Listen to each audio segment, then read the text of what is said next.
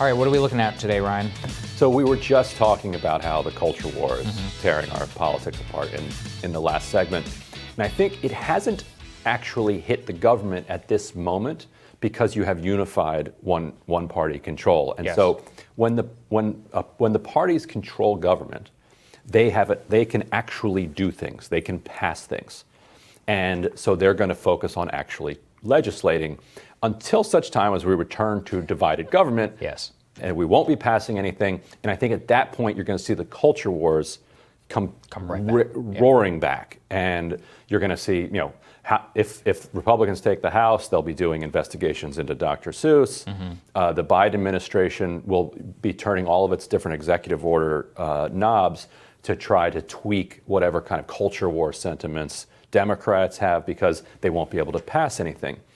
What we're all missing is that the kind of country's laws are being rewritten as we speak, and in many ways in a very good way. Like you mentioned in the last segment that Republicans paid more attention to Dr. Seuss than they did to the $1.9 trillion COVID relief bill. That's not only true, it's amazing.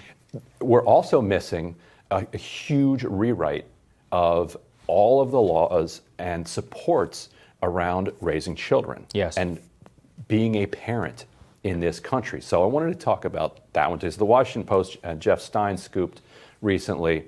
So next week, Biden is going to give an address on the economy, and he's going to talk a lot about how he's changing the way that the government supports people who have children. And so there's going to be a lot of this in what's called the American Families Plan.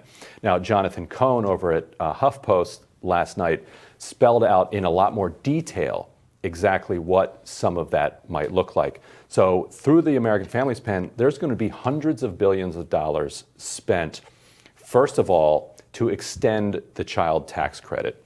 That was, to me, the most transformative part of the last COVID relief package. It is. And it got mocked by a lot of people because Democrats went out and said, we're going to have child poverty. And everybody said, well, yeah, for 1 year, which if that's the case, then okay, good for the kids that creeped out of poverty for 1 year. But we didn't transform the country.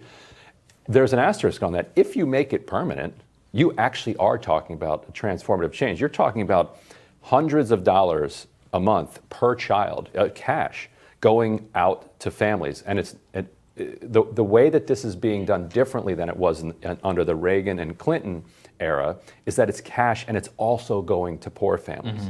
What Reagan and Clinton and Obama, what they would say is, okay, the middle class can get some tax credits, but for the poor, you need drug tests, you can have food stamps, you can have WIC, you can go to the soup kitchens. Right. We will give you relief, but we're going to make you suffer indignity in order to get it. What this is saying is, no, we trust you as people. Here's cash. Go out and spend that cash as you need to take care of your family. So his new plan extends it through 2025, which I want to get your take on because there's some serious when the, tax cuts come up. And there's some serious politics at play there. That's right. And the second layer of it subsidizes childcare. Right now, one of the biggest hurdles to escaping from poverty as a parent is childcare. And this is now something that also hits middle and even upper middle class people who see that full-time childcare costs more than private tuition at like nice private schools. And they are even having to rich people are even having to cut back on some of their luxuries in order to afford childcare. And so this is an opportunity for Democrats to kind of reshape what it means to be a parent in the United States in a way that could be lasting and could last even into the era when we're back to just fighting legislatively over Dr. Seuss. No, I think you're right. So there's a lot of interesting stuff that's happening here. And actually, expanded child tax credit has been it was more of a Republican idea, at least for a long time. With a controversy where it all comes around, and I've been involved in some of this, which is the reason why even the more pro-family Republicans are against it, is because of what you're talking about there, which is a lack of work requirement whenever it comes to the bottom, not even quintile, it's lower than that, number of families. Anyway, so their theory is not only does that discourage work amongst those people, it could increase single motherhood, etc., but that there will be a large political backlash against that, a la the way there was around Reagan, and so that voting for a universality program would invite political controversy in the future. It's possible. I have yet to see the evidence for that. And this has been my response, I just think we live in a fundamentally different country than 30 years ago. I really do. Especially whenever it comes to cash assistance. A lot of the problems they were trying to solve with welfare reform don't really exist anymore. Teen pregnancy is actually way on the low. In terms of child fertility and all that, I'm very much of a firm belief that we are in a massive fertility crisis. Right. Joe Rogan has a great new episode I highly recommend on declining number of sperm counts. Don't microwave food with plastic. But really what I'm more interested in here is about how the politics go on that front. Because the problem that the pro-family Republicans find is that they find themselves in alliance with the deficit hawk Republicans who just hate this because it costs money. And so you'll have a united GOP against it, but for different reasons. My response generally to them has been, okay, your concerns are valid, but do you actually have a political constituency where when you're in power, you would be able to pass the quote-unquote conservative alternative? I just don't believe that's the case. How many pro-family Republican votes are there in the Senate? I don't know, maybe 10, 11, if they're in the majority. When they're in the minority, everybody's oh yeah, we'll vote for that. But then everybody starts talking about the deficit and all of that, where I'm very curious to see how that goes. The second thing you said there was childcare. That's actually where I think the biggest fight is going to be. We covered an American Compass poll here where actually it's upper quintiles of people are the ones who want childcare, and the bottom quintiles are actually the people who want just more cash assistance. I would say this probably splits the difference. So if you give more cash assistance, you give the ability to moms who don't want to work and stay home, which is a lot of moms actually, then I think that's fine. I'm very much in support of that. Same thing on child, if you want to work, go for it. So I think that's really where it's going to be. I do think I don't think any Republicans will be able to vote for this because they're going to be afraid of an attack from the other side, either being for the dole, the whole dole. This is old school politics I'm talking about here. Right. And again, I'm not convinced that it's the same dynamic. The second thing is going to be on the universal child care, which is that they're going to talk more about we want to give families the ability to stay home. And I believe some of the people who are saying this.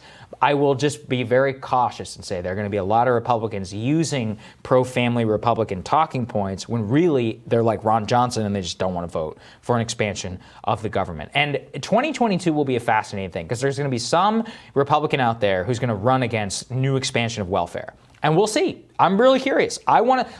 I've heard a lot about how the American people aren't going to tolerate this, etc. Let's see. I just don't buy it. I really don't. Not in the year 2021 after the pandemic, changing attitudes around economics. You see 65% Republican approval for $15 minimum wage in Florida. I just think we live fundamentally in a different era. Yeah. I think you're probably right that in the end, you probably don't end up with any or many, I don't think not one. Maybe not one Republican vote for this, but I do think it's possible that Democrats might actually come together and push. What about Manchin though? Push this through. What about Manchin? I think for Manchin, the care component can really help. Mm-hmm. So in West Virginia, care is the care economy is a significant driver of jobs. There isn't much going on in West Virginia economically.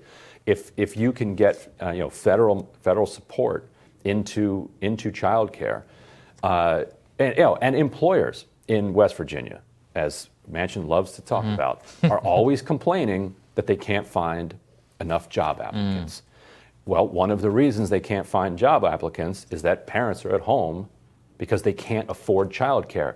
The median wage in West Virginia is something like $11 an hour. Yes, very low. Right. If your childcare is going to cost more than that, then you stay home. Whether man, woman, whatever your ideas of what the proper role of a mother and a father in a family, just if it costs you more money to work, then you're not going to go to work. People go to work not because they love to do it, because they're making money. So if what the White House is trying to do, and that's why they're pushing both of these, the credit, which is cash in your pocket, and changing childcare, both raising the quality of it, raising the pay of it, but also then making it more affordable. And in order to do that, you have to subsidize it, and you have to increase the supply of caregivers, which creates more jobs.